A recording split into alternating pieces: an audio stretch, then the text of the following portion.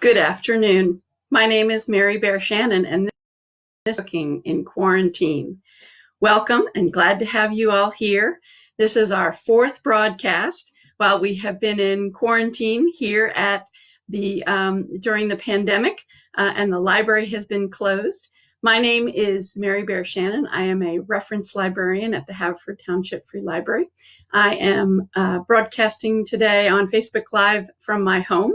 I am doing social distancing with my family. Two sons who are both one in college and one in high school that are studying online, and I am working from home. And I'm really glad to have you here.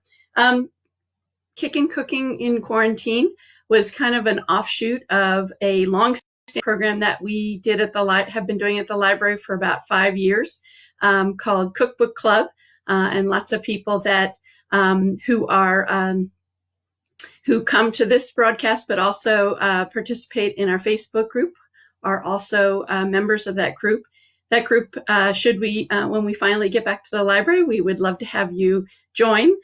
We select a cookbook every month, and everybody selects a recipe and brings it to share. So it's like having a potluck every month. And we've done so many different cookbooks, different types of foods, Food Network stars, famous chefs, historic chefs. It's been a really interesting journey in terms of the recipes that we've cooked. I would also encourage you during this time to join our Facebook group. It's called Cooking in Quarantine. It is a great place to share your recipes, to show what you've been cooking, to get advice about substitutions. Clearly from the pictures that have been shared already, there are some amazing cooks who are part of that group, and it's a really good group think in terms of what do I do if I don't have a certain number of ingredients, I'm really not getting out to the grocery store. So please consider joining that Facebook group. It is a really great place to see what everybody is cooking, to share your recipes, and to really think around, do some thinking about substitutions and how you could actually cook a dish without everything that's on your recipe list. Again, my name is Mary Bear Shannon. I am a reference librarian at the Haverford Township Free Library. And it looks like we do have some folks that are finally here. Great to see you, Cindy and Valerie and Carol and Mary. So glad that you're here, and have posted some comments. If you have questions, I'll try to answer them. I am a reference librarian, so I will try to answer your questions about cooking or other things reference while we are in doing our social distancing and are in quarantine. Just a couple of other things to alert you to in terms of programming this week. We have COVID check-in tomorrow, Tuesday, April 28th at 11 a.m. Our health librarian, Jennifer Kuhns, is going to give us the latest of her research about what has been published and what experts are talking about in terms of the virus. So please tune in at 11 o'clock tomorrow. We also have our Wine and Words Wednesday. This is our literary happy hour on Wednesdays at 5 o'clock this week, Wednesday the 29th. We will be finishing up National Poetry Month with Wine and Words. And our reference librarian, Jennifer Kuhns, is going to be doing elegies. And she's got a shout out to people if people have poems in the form of elegies to submit them to us. You can just do that on reference and at haverfordlibrary.org, and then tune in at 5 o'clock on Wednesday. And then lastly, with the last day of April approaching on the 30th, we're actually going to do a poetry night on Zoom. So if you've got poems that you'd like to read, or either your favorites or something you've written, please go to the Facebook event and find the Zoom link and join that group. And they will be sharing their poems, their favorites, and maybe some things that they have written. So that is Thursday, the 30th of April, and that's at 7 o'clock. So again, my name is Mary Bear Shannon. I am a reference librarian at the Haverford Township Free Library, and I am broadcasting live from my home. while we are in quarantine. This is Kickin' Cooking in Quarantine. And so and I'm glad to have you here. So just looking at some of our comments. Hello, everybody. Some people are finally figuring out how to find Facebook Live, so I'm glad to see you here. And Cindy was saying, she and I on the Facebook page was saying about substituting Gruyere cheese for a recipe that I posted about. It was a French onion chicken skillet dinner. And I actually didn't have any Gruyere either. So I suggested some Parmesan, and it looks like that worked. The Swiss, I had a little bit of Swiss and I had a little bit of Parmesan, and it seemed to work. I think mozzarella would be good too, but I think that dish is kind of asking for a little stronger cheese than mozzarella, but it would certainly be ooey and gooey because it melts really well. Anyway, so today we're going to talk about the topic that pretty much everyone has an opinion on, and that's pizza. I'm going to actually demonstrate my recipe for pizza. We have seen some great recipes posted on the Facebook page for recipes for people's dough. Mine is simple, and we'll be able to, but I would like to see what your recipes are for your pizza dough and what works best for you in your kitchen. But just a little bit of a history on pizza, and really flatbreads or flat dough has been documented from antiquity. And there is reference to Persians, ancient Greeks, and Romans that all had flatbread, and then they added toppings. The modern pizza we know today has its origins in Naples in the 18th or early 19th centuries, and it was primarily a food that it was enjoyed by Italians and Italian immigrants in this country until World War I, and it was U.S. servicemen that were in Italy during the Italian campaign that brought back the love of pizza and the discovery of pizza to the U.S. and made it more broadly popular in the American population, and that's really where it got its start in the U.S. Couple of quotes that I found. Some of them are really funny. From Kevin James, there is no better feeling in the world than a warm pizza box on your lap, which I thought was quite funny, and it was very true. Pizza makes anything possible. That's Henry Rollins.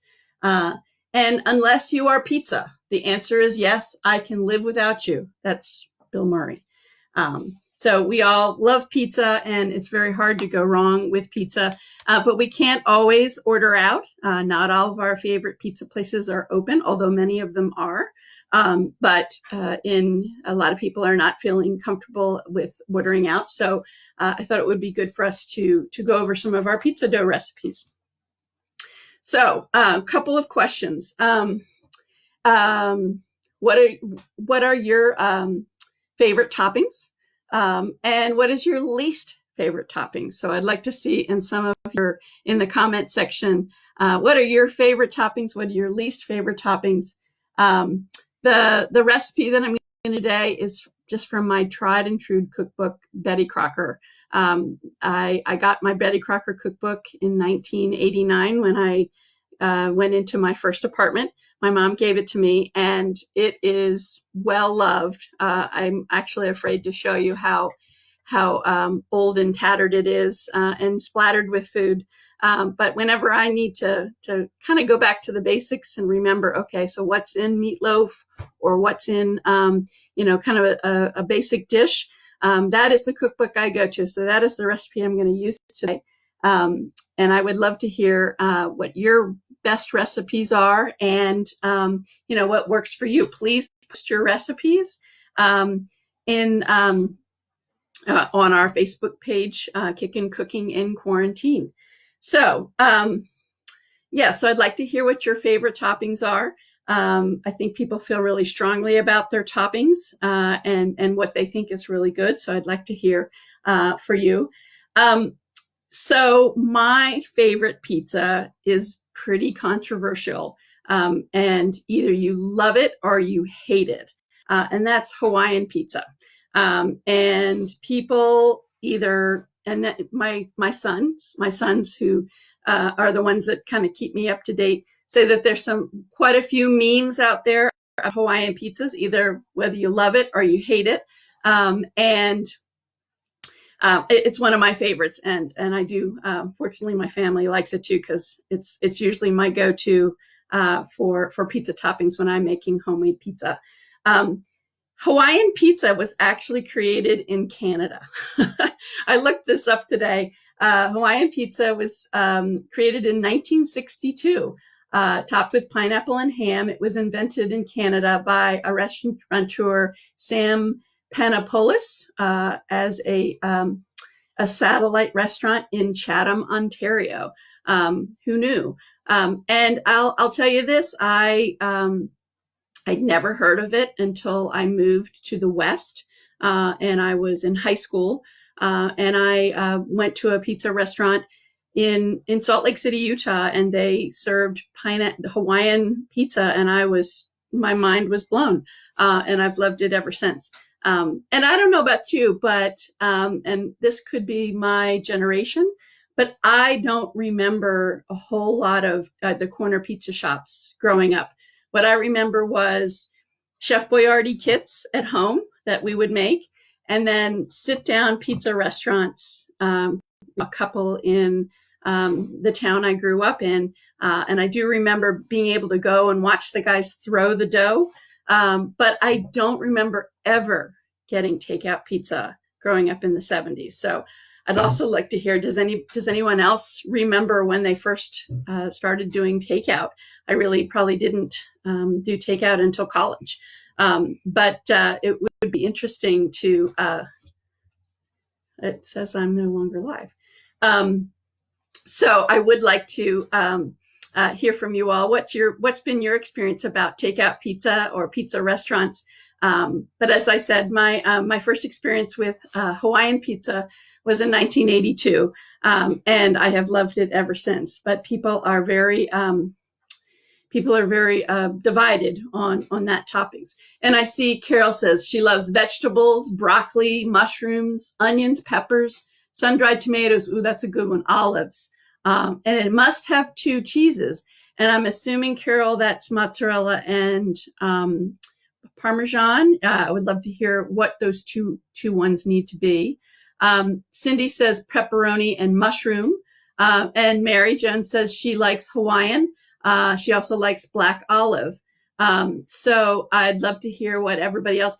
It's funny, growing up, I remember people saying, oh, anything but anchovies, but I have never eaten a pizza with anchovies. So if anybody has ever had an anchovy pizza, tell me what it is. The only time I ever have my anchovies is, in the Caesar salad. So love to hear if you've ever had that experience. I actually don't even see it on menus hardly anymore for toppings, but I'd love to hear if anyone's ever had that. So Valerie says she grew up in New York. Pizza places were everywhere. And, I grew up in Wilmington, Delaware. I just don't remember the corner pizza store at all. I remember there was this one restaurant on 202. It was called Pappy's Pizza. It's no longer there anymore, but it was a sit-down pizza restaurant. And if we didn't go out, then we made Chef Boyardee, which, now is kind of horrifying when I think about the types of what I thought was pizza growing up. Anyway, this recipe that I'm going to do again is from Betty Crocker, and I'm going to go through it now. So let's do the magic of the video. I'm going to take you over to my kitchen, and hopefully this is not too dark. If not, I will turn on the light, but it seemed a little too bright with the light on last time, and you couldn't really see my ingredients. So again, I'm going to show you how to do the dough, and then I'm going to show you how I do my pizza toppings. So we're going to start with some yeast. I'll tell you this, I know that yeast has been really very scarce. And so this is kind of the last yeast I have. This is actually instant yeast. So this is telling me to do something a little different, but I will tell you what the recipe says, which is to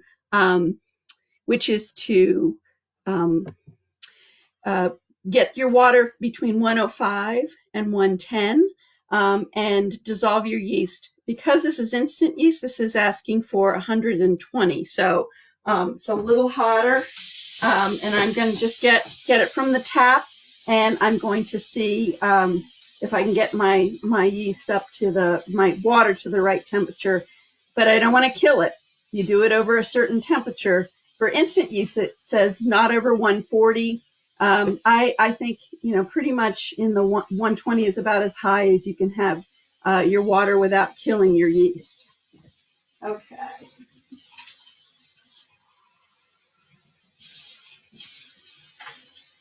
So this recipe is calling for a cup of warm water. It's telling me to put this at 120. And I've got an InstaRead thermometer, and I'm just taking a look at what my thermometer is telling me. And it is at 120. So I am going to go ahead and put this in with my yeast and dissolve.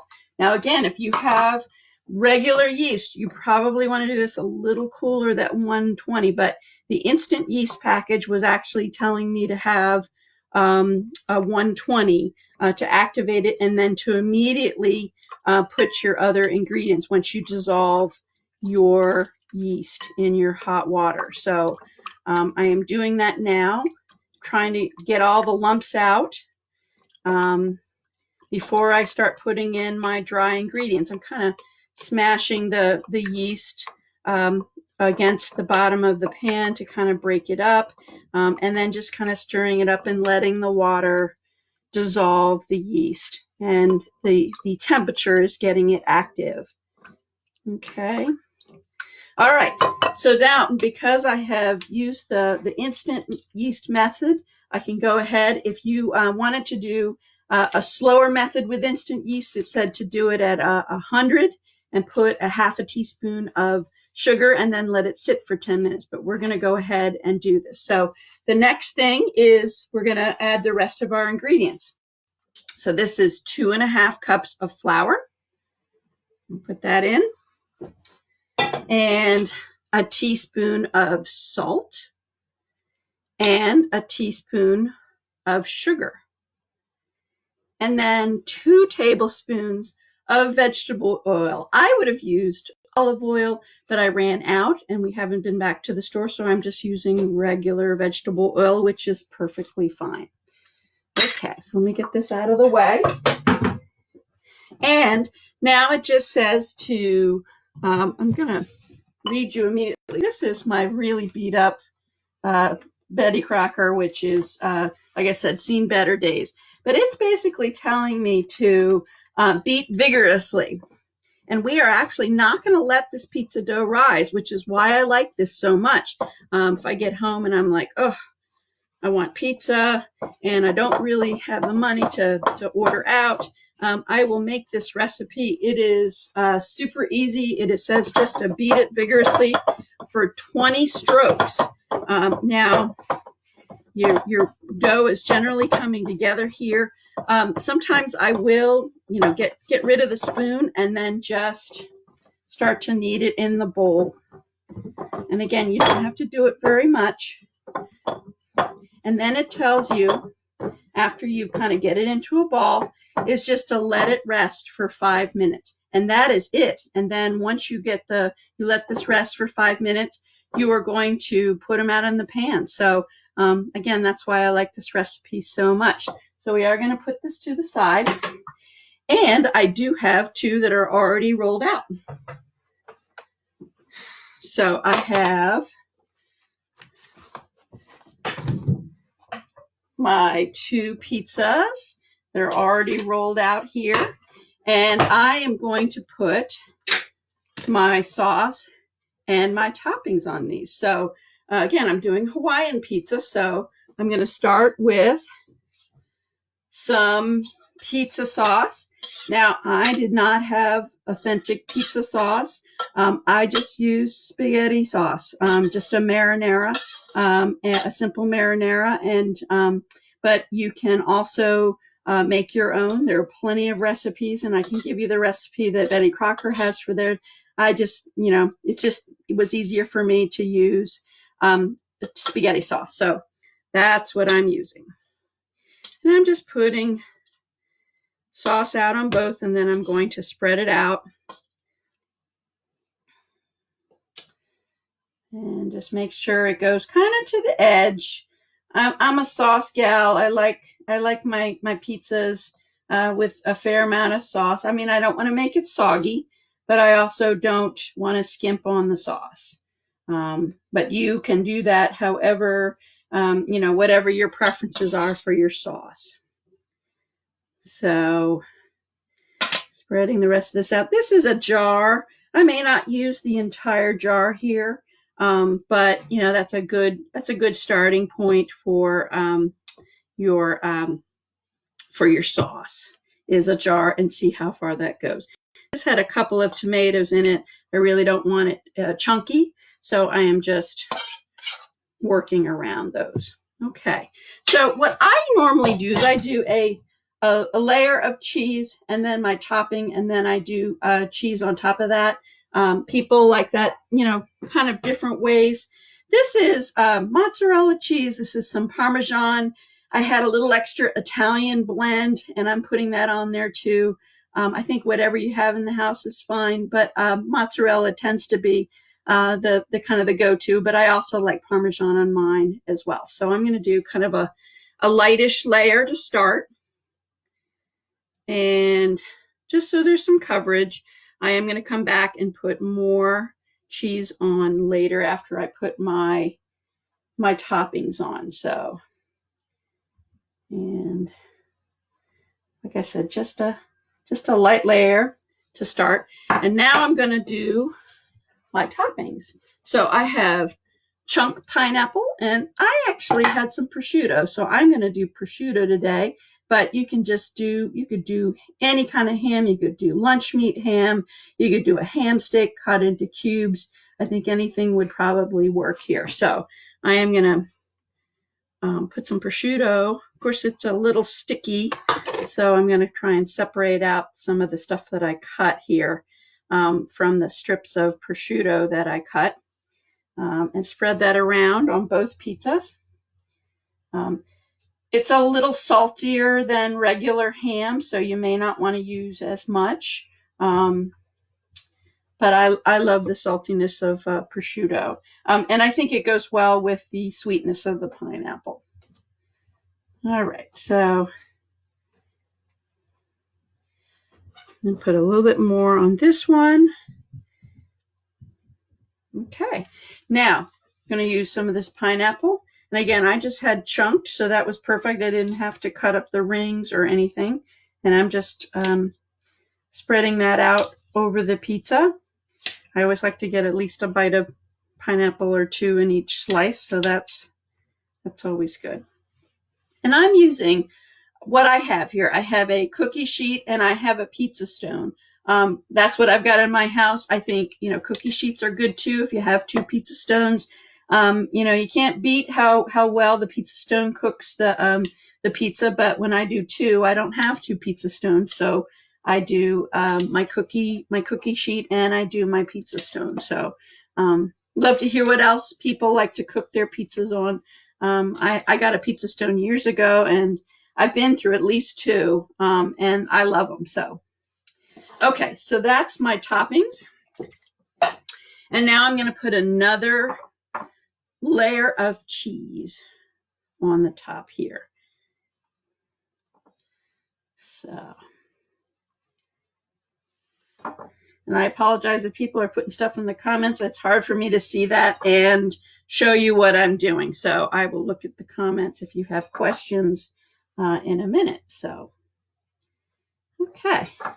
So I think that's a goodly amount of cheese. Some people like less, some people like more. I like mine extra cheesy. Cheese is my kryptonite and my go-to stress food. So that's another thing we should talk about sometime. So anyway, these are done. I'm going to put these in, and it's 425 for 12 to 15 minutes, really depending on how fast your oven or how hot your oven is. Mine is a really fast oven, so I will probably check these in 10 minutes and probably switch the racks that they're on so they're more evenly cooked. Again, my oven tends to be kind of hot. So anyway, I'm back again. Hello. So when they come out, they are going to be for my family tonight. I will post the pictures on our Facebook page so you can see so you can see how they turn out. So I'm just looking at some of our comments.